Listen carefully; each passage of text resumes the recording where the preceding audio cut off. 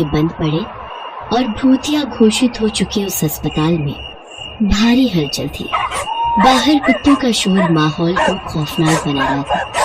उस बंद पड़े अस्पताल के ऑपरेशन थिएटर में एक चुड़ैल की डिलीवरी हो रही थी। उसके आसपास बहुत सारी भयानक चुड़ैलें खड़ी थी।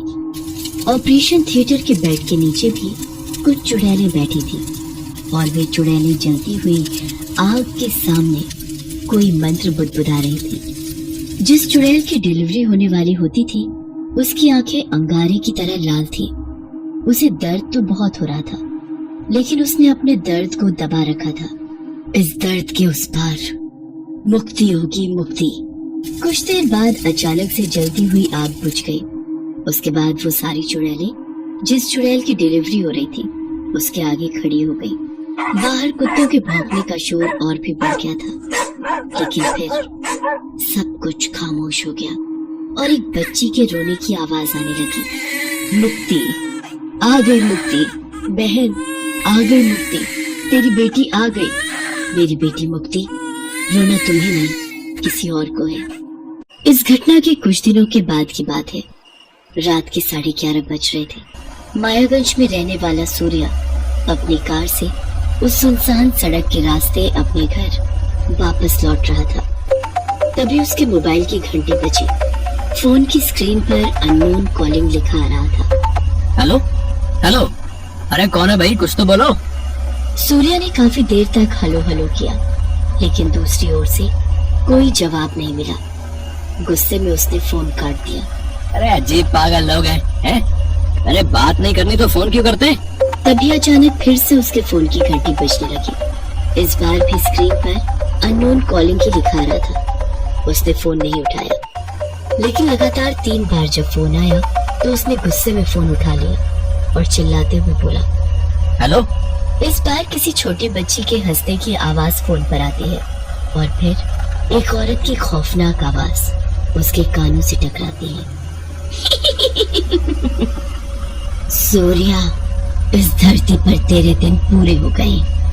तुझे तड़पा तड़पा कर मारने वाली ने जन्म ले लिया है। कौन बोल रहा है? ये क्या मजाक है भाई? क्या मजाक है?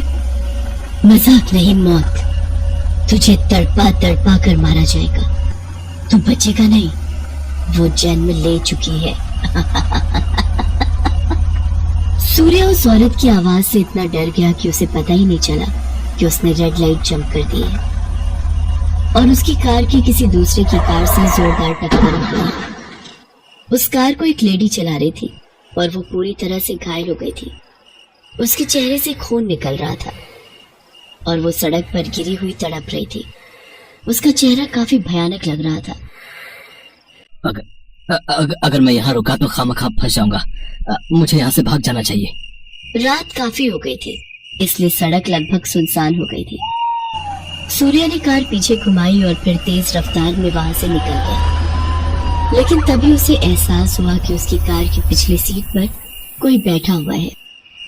उसने गाड़ी के शीशे में जो देखा उसे देखकर उसकी चीख निकल गई।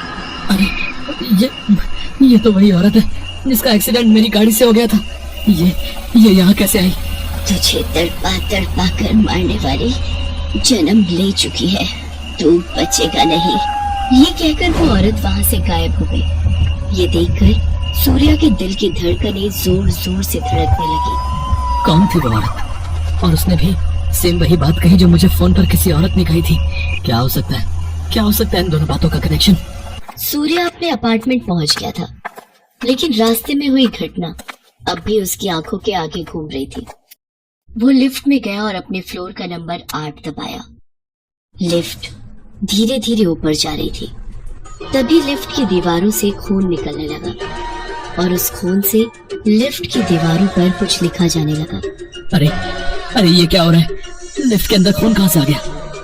और ये क्या लिखा है? और ये क्या लिखा हुआ है इन दीवारों पर? जब सूर्या ने लिफ्ट की दीवारों पर लिखा हुआ पढ़ा तो उसका दम फूलने लगा।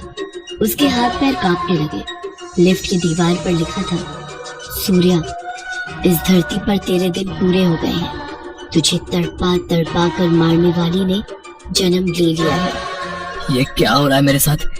ये बार बार एक ही बात क्यों दोहराई जा रही है?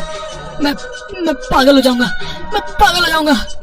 सूर्या लिफ्ट से निकलकर सीढ़ियों से भागता हुआ अपने घर पहुंचा और जोर जोर से दरवाजा खटखटाने लगा। दरवाजा उसकी माँ ने खोला। माँ मुझे कोई मारना चाहता है, उसका जन्म हो गया है माँ। उसके चेहरे का उड़ा रंग और इस तरह की बातें सुनकर उसकी माँ सुनैना देवी भी घबरा गई। उसकी बहन कामिनी भी कमरे के अंदर से बाहर आई। अरे किसका जन्म हो गया है? कौन तुम्हें मारना चाहता है? क्या हुआ भैया, ये सब तुम क्या बोल रहे हो? तभी लिफ्ट आकर 8वें फ्लोर पर रुकी। सूर्या अपनी माँ का हाथ पकड़े लिफ्ट के पास खींच कर ले गया। उसकी बहन कामिनी भी पीछे पीछे आई। माँ, अभी लिफ्ट की इस दीवार पर खून से वो बात लिखी हुई थी कि मुझे मारने वाले ने जन्म ले लिया है। पर यहाँ तो कुछ भी नहीं लिखा है भैया। कुछ भी नहीं लिखा है? पर अभी तो था।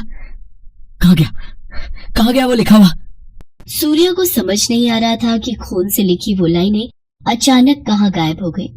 अपनी माँ और बहन के साथ वो घर के अंदर आ गया। वो खाना खाकर बिस्तर पर चला तो गया, लेकिन उसके मन का डर नहीं गया। उसे नींद नहीं आ रही थी, इसलिए वो मोबाइल चलाकर YouTube पर वीडियो देखने लगा। लेकिन तभी मोबाइल की स्क्रीन एकदम से काली हो गई और एक खौफनाक चेहरा उस पर उभरा और उसने कहा कि सूर्या, इस धरती पर तेरे दिन पूरे हो गए हैं। तुझे तड़पा तड़पा कर मारने वाली ने जन्म ले लिया है। अचानक उस कमरे में एक छोटी सी बच्ची घुटनों के बल चलती हुई वहां दिखाई दी। सूर्या की नजर जब उस पर गई तो कौन है ये बच्ची? उसके बाद वो बच्ची हवा में उड़ने लगी और अचानक वहां एक चुड़ैल प्रकट हो गई। उस चुड़ैल को देखकर सूर्या के मुंह से चीख निकल गई। आरती, तुम? उसके बाद वो चुड़ैल जोर जोर से हंसने लगी और उसने कहा, सूर्या, तुझे मारने वाली जन्म ले चुकी है। वो तुझे तड़पा तड़पा कर मारेगी। उसके बाद वो छोटी सी बच्ची सूर्या के गले पर चढ़ गई और उसकी गर्दन में अपने दांत गड़ा दिया। सूर्या दर्द के मारे चिल्ला उठा। उसकी चीख की आवाज सुनकर कामिनी और सुनैना भागते हुए उसके कमरे में आए और कमरे का नजारा देखकर उनकी भी चीख निकल गई। तुम दोनों भी आ गए। इसके बाद तुम दोनों की मौत भी लिखी है। तुम दोनों को मारने वाली भी पैदा हो चुकी है। उस चुड़ैल को देखकर कामिनी और सुनैना भी चौंक गए। आरती तुम? इस बीच उस चुड़ैल बच्ची ने सूर्या को मार डाला और उसके बाद वो कामिनी की गर्दन पर चढ़ गई। तुम सबको मार दूंगी, तुम सबको मैं मार दूंगी, सबको, जिस तरह से तुमने मेरी निर्दोष माँ को मारा था।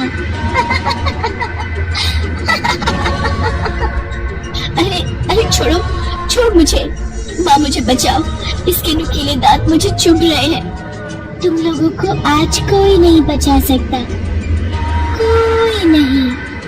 अरे तुम लोगों ने मेरी माँ को करंट लगाकर इसलिए मार दिया क्योंकि वो मुझे यानी एक लड़की को जन्म देने वाली थी।